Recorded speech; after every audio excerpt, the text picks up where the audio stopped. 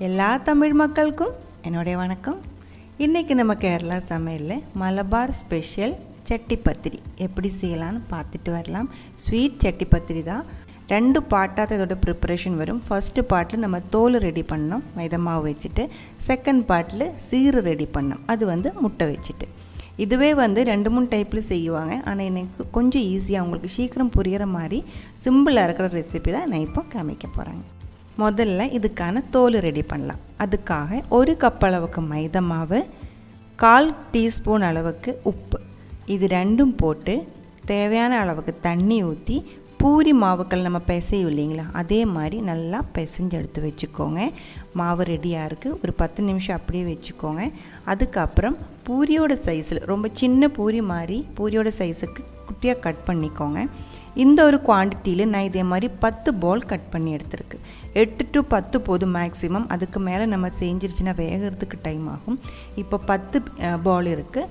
அது இதே மாதிரி பூரியாக விரித்து எடுத்துக்கோங்க. சின்ன ரவுண்டாக விரித்தா போதும், ரொம்ப பெருசாக பண்ண வேண்டியதில்லை. அந்த மாதிரி 10 பூரியுமே நான் விரித்து எடுத்து வச்சுருக்கு.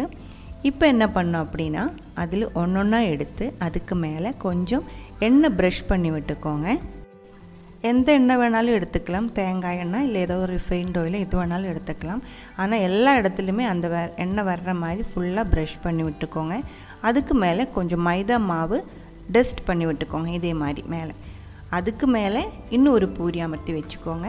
அதுக்கப்புறம் மறுபடியும் இதே ப்ராசஸ், ஃபுல்லாக எண்ணெய் தடவணும். எல்லா இடமுமே எண்ணெய் ஸ்ப்ரெட் ஆகணும், எல்லா இடமுமே மைதா மாவும் ஸ்ப்ரெட் ஆகணும். இப்போ மறுபடியும் நம்ம இது விரித்து எடுக்க போகிறேன். அப்போ ஒன்றுக்கு ஒன்று ஒட்டக்கூடாது. அதனால தான் இந்த மாதிரி செய்கிறாங்க. நம்ம 10 பூரி ரெடி பண்ணி வச்சதில் 5 பூரி இதே மாதிரி ஒன்றுக்கு ஒன்று மேலே ஒட்டி வச்சுருக்கு. இன்னொரு 5 பூரி தனி இருக்குது. அது செகண்ட் ஸ்டெப்பாக செய்யலாம். ஒன்றா செய்கிறது கஷ்டமாக இருக்கும். அதனால தான் லாஸ்ட்டு 5ஆவது பூரி மேலே வச்சதுக்கப்புறம் எண்ணெய் தடவி விடலை. அதுக்கு மேலே மைதாமா மட்டும் போட்டு இதே மாதிரி விரித்து எடுத்துக்கலாம். விரிக்கும் போது இதற்கு ரவுண்டுக்கு ஒரு கணக்கு இருக்குது. அது எப்படின்னா, நம்ம இது குக் பண்ணுறதுக்காக ஒரு பாத்திரம் எடுத்து வைக்கணும். டைட்டாக இருக்கிற மூடி இருக்கிற ஒரு பாத்திரம் நமக்கு தேவைப்படுது. அந்த பாத்திரத்தோட மூடி, அந்த மூடியோட சைஸுக்கு தான் இதோட ரவுண்ட் ஷேப் கிடைக்கணும். அந்த மூடி எடுத்து பக்கமே வச்சுக்கோங்க. இடையில இதே மாதிரி விரிக்கும் போது மூடி வச்சு அளந்து பார்த்துக்கோங்க. அந்த மூடியோட கணக்குக்கு கரெக்டாக அந்த ரவுண்டு கிடச்சிருச்சு அப்படின்னா அந்த பாத்திரத்துக்குள்ளேயும் இந்த ரவுண்டு கரெக்டாக ஃபிட் ஆகும்.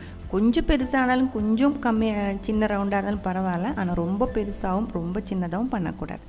பாருங்கள், ஆல்மோஸ்ட் 2 செட்டு தோலுமே இதே மாதிரி ரெடி பண்ணி எடுத்து வச்சுருக்கு. அடுத்தது இது நம்ம சூடு பண்ணி எடுக்கணும். வேக வைக்கக்கூடாது, அது கவனமாக பார்த்துக்கோங்க. இது சப்பாத்தி மாவு மாதிரி வெந்து போகக்கூடாது. அந்த ப்ரௌன் ஸ்பாட்டு கூட எங்கேயுமே விழக்கூடாது. அந்த மாதிரி 2 சைடும் திருப்பி போட்டு இது கொஞ்சம் நல்லா சூடாகணும். உள்ளே அது 5 லேயர் இருக்குது. அந்த 5 லேயருமே சூடாகணும். உள்ளே இருக்கிற லேயர் கூடி நல்லா சூடாகிடுச்சுன்னா தான் ஒன்றொன்னா நம்ம எடுக்க முடியும். எதுக்கு இந்த மாதிரி செய்கிற அப்படின்னா, நமக்கு இந்த சட்டி பத்திரி செய்கிறதுக்காக நைஸாக இருக்கிற தோல் தேவைப்படுது. இப்போ சமோசா எல்லாம் செய்யும் இல்லைங்களா, சமோசா ஷீட்டு அதே மாதிரி இல்லை, அதோடு இன்னும் கொஞ்சம் நைஸாக தான் இதோட தோல் நமக்கு கிடைக்கணும். பாருங்கள், நல்லா சூடாகும் போதே ஒன்றொன்னா விட்டு வந்துட்டு இருக்குது. அதே மாதிரி 2 சைடும் இதே மாதிரி லைட்டாக விட்டு வர ஆரம்பிக்கும் போது ஆல்மோஸ்ட் இது நல்லா சூடாக இருக்குது. இப்போ இது ரெடியாக இருக்குது, நம்ம எடுத்துக்கலாம். சூடோடே இது ஒன்றொன்னா செப்பரேட் பண்ணி எடுத்துக்கோங்க. இது ரொம்ப ஆறுறதுக்கு எதுவும் விட வேண்டியதில்லை. பாருங்கள், அந்த மேலே இருக்க 2 சைட்லையுமே ஒட்டி இருக்கிற தோல் ஈஸியாக ரிமூவ் பண்ண முடியும். அது ஆல்ரெடி பாதி விட்டு வந்தது தான். அதுக்குள்ளே இருக்கிறது கொஞ்சம் சாஃப்டாக பிடிச்சி ரிமூவ் பண்ணிக்கோங்க. நம்ம விரிக்கும் போது அதுக்கு மேலே தேய்ச்சி விட்டு அந்த எண்ணெய் அந்த மைதா மாவு ரெண்டுமே எல்லா இடமுமே ஒரே மாதிரி ஸ்ப்ரெட் ஆகலை அப்படின்னா இதே மாதிரி நம்ம ரிமூவ் பண்ணி எடுக்கும்போது சில டைம் கிழிஞ்சு போயிடும். அதே மாதிரி ஒன்றுக்கு ஒன்று ஒட்டி இருக்கும். அதனால தான் எல்லா இடமுமே நம்ம விரிக்கும் போது எண்ணெயும் மைதா மாவும் ஒரே மாதிரி ஸ்ப்ரெட் பண்ணணும் அப்படின்னு சொல்கிறது. இப்போ பாருங்கள், அந்த 10 ஷீட்டுமே நம்ம பர்ஃபெக்டாக பண்ணி எடுத்து வச்சுருக்கு. இது நல்லா சாஃப்டாக தின்னாக இருக்குது. உங்களுக்கு இது பார்த்தாலே தெரியும்னு நினைக்கிறேன். ரொம்ப டிரான்ஸ்பரண்டாக இருக்குது. இந்த மாதிரி தான் இருக்கணும்.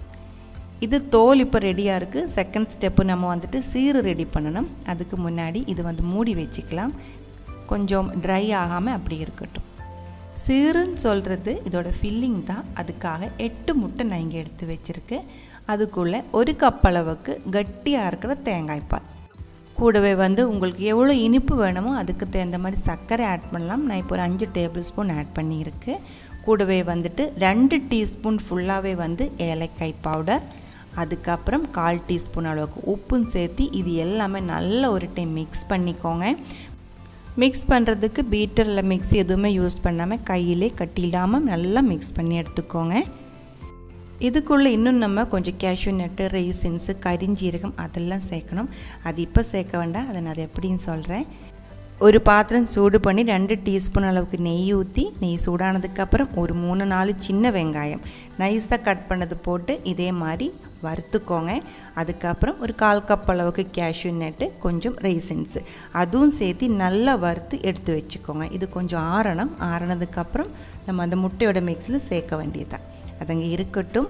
அதுக்குள்ளே பாருங்கள், நம்ம அந்த முட்டையோட மிக்ஸ் வந்து சூடு பண்ணி எடுக்கிறேன். இப்போது இது எப்படின்னா டைரெக்டாக ஃப்ளேமில் வைக்கக்கூடாது, முட்டை வெந்து போயிடும். அதனால தீ வந்து லோ ஃப்ளேமில் வச்சதுக்கப்புறம் அதுக்கு மேலே ஒரு பழைய தவை ஏதோ ஒன்று வச்சு அதுக்கு மேலே தான் இது வச்சு சூடு பண்ணுறாங்க. கொஞ்ச நேரத்துக்குள்ளே ஒரு 8 to 10 நிமிஷம் ஆகும். அதுக்குள்ளே நல்லா ஆவி வர ஆரம்பிச்சிடும். கைவிடாமல் மிக்ஸ் பண்ணிகிட்டே இருங்க, வெந்து போகக்கூடாது.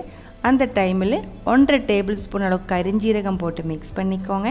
அதுக்கப்புறம் நம்ம வறுத்து வச்ச கேஷ்யூ நட், ரைசின்ஸ் அதெல்லாம் சேர்த்து நல்லா மிக்ஸ் பண்ணி தீ வந்து ஆஃப் பண்ணிக்கோங்க. எல்லாமே ரெடியாக இருக்குது. இப்போ பத்திரி செஞ்சு எடுத்துக்கலாம். நம்ம பத்திரி செய்கிற பாத்திரத்தில் முதல்ல கொஞ்சம் நெய் தடவி விட்டுக்கோங்க.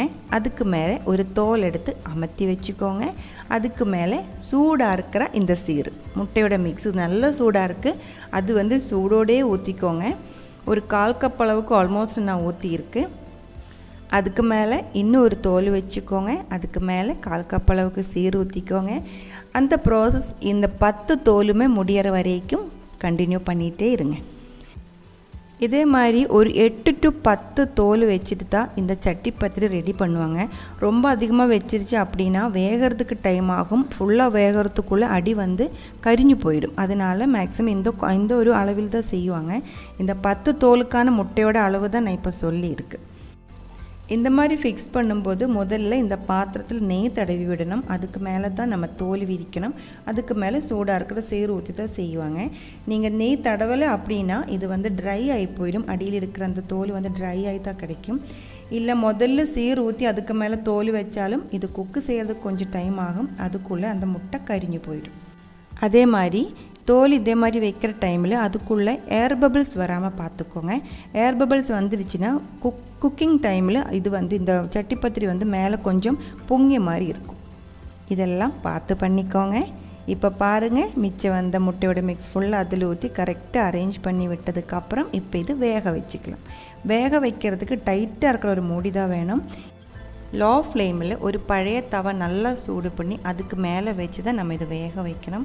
ஒரு 30 to 40 நிமிஷம் ஆகும் இது வேகிறதுக்கு. எனக்கு வந்து 40 நிமிஷம் ஆயிடுச்சு இது வேகிறதுக்கு. நீங்கள் இடையில செக் பண்ணி பார்த்துக்கோங்க. இப்போ இது வந்து பர்ஃபெக்டாக வெந்திருக்கு. இந்த மேலே வந்து பச்சையாக இருக்குது இல்லைங்களா, அதுவும் வந்து கொஞ்சம் ஃப்ரை பண்ணி எடுக்கணும். அதுக்காக ஒரு பேனில் கொஞ்சம் நெய் தடவி விட்டு சூடு பண்ணுறதுக்கு வச்சுருக்கு. பாருங்கள், இப்போ இது வந்து ஒரு பிளேட்டில் மாற்றிடலாம். திருப்பி போட்டுக்கோங்க. பர்ஃபெக்டாக வந்திருக்கு. எங்கேயுமே அடி பிடிக்கல, கரெக்டாக வெந்து கிடச்சிருக்கு.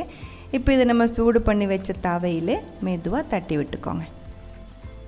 அப்படியே ஒரு நிமிஷம் இல்லை மேக்ஸிமம் 2 நிமிஷம் லோ ஃப்ளேமில் வச்சுக்கோங்க. மேலே வந்து நம்ம முட்டை தான் ஊற்றி இருக்குது, கரிஞ்சு போயிடும். அதனால் சீக்கிரம் எடுத்துக்கோங்க. 2 நிமிஷத்துக்கு அப்புறம் பாருங்கள், சட்டி பத்திரி பர்ஃபெக்டாக ரெடியாக இருக்குது. இது வந்து ரொம்ப சாஃப்டாக இருக்குது, ஸ்வீட்டாக இருக்குது, ரொம்ப டேஸ்டியுமாக இருக்குது. ஆறினதுக்கப்புறம் இந்த டேஸ்ட் அப்படியே இருக்கும். ரொம்ப முட்டை சேர்த்திருக்கு அப்படின்னு நினச்சிட்டு முட்டையோட ஸ்மெல்லாக இருக்கும்னு நினைக்காதீங்க. அந்த மாதிரி எதுவுமே இல்லை. இதுக்கும் அதிகமாக முட்டை சேர்த்தி செய்கிற ரெசிபீஸும் சட்டி பத்திரி இருக்குது. நம்ம இப்போ அந்த முட்டை ஊற்றுனதுக்கு மேலே ஸ்க்ராம்பிள் பண்ணிவிட்டு முட்டை சேர்த்தி அதுக்கு மேலே தோல் வச்சும் செய்கிற ரெசிபியும் இருக்குது. நம்ம அந்த மாதிரி செய்யலை. இந்த ஒரு ரெசிபி உங்களுக்கு பிடிச்சிருக்குன்னு நினைக்கிறேன். கண்டிப்பாக ட்ரை பண்ணி பாருங்கள். ட்ரை பண்ணி பார்த்ததுக்கப்புறம் உங்கள் கமெண்ட்ஸ் எல்லாம் சொல்லிடுங்க. இந்த சமையல் பிடிக்கிற ஃப்ரெண்ட்ஸுக்கு ஷேர் பண்ணி விட்டுக்கோங்க. நீங்கள் இதுவரைக்கும் கொடுத்துட்ருக்கிற சப்போர்ட்டுக்கு ரொம்ப ரொம்ப நன்றி. உடனே பார்க்கலாம் இன்னும் ஒரு ரெசிபியோடு. அது வரைக்கும் வணக்கம்.